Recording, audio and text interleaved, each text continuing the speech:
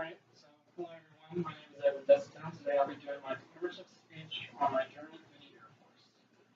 The military as a whole has changed my life for the better. I couldn't even imagine where I'd be had I not joined. I want to commemorate not only the Air Force as a whole, but the people I met along the way.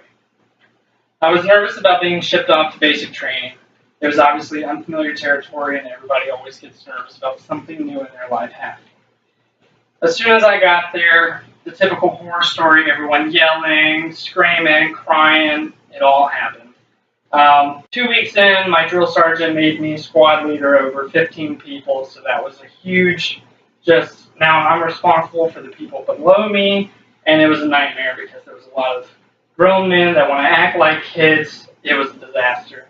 You get in trouble for everything that they do. It was bad. But it really gave me the motivation and the drive to not only better myself, but to help better those that are below me as well. After basic training, you go on to find out what your job's going to be. So I went on to find out to be an aircraft mechanic. I just so happened to score the lowest on the ASVAB in mechanical, and the Air Force decided we're going to throw you as an aircraft mechanic. I had no idea what I was doing, and I wasn't really happy about the choice. I get to Sheppard Air Force Base, which is about 3 hours north of San Antonio, and I get thrown into this brand new environment with all these mechanical savvy people.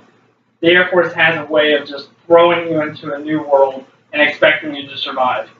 But I really want to commemorate the people that I met along the way because they're really what kind of held everything together. During the 7-month experience, we had a lot of failures, a lot of laughs.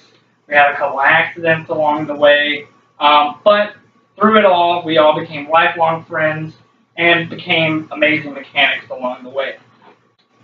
Right after that, I found out that I was getting stationed in Okinawa, Japan. So once again, getting thrown into a whole new thing, had no idea where Okinawa was, had no idea it was a 20-mile long island with millions of people on there and very little things to do.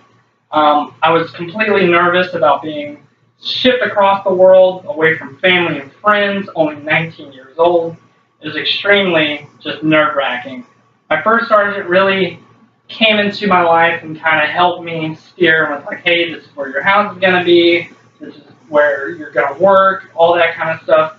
That was really just kind of what held me together. And then I was the only one in my entire class of 50 people that actually went to Japan, so not only am I being thrown into a new area by myself, it was just a lot to deal with.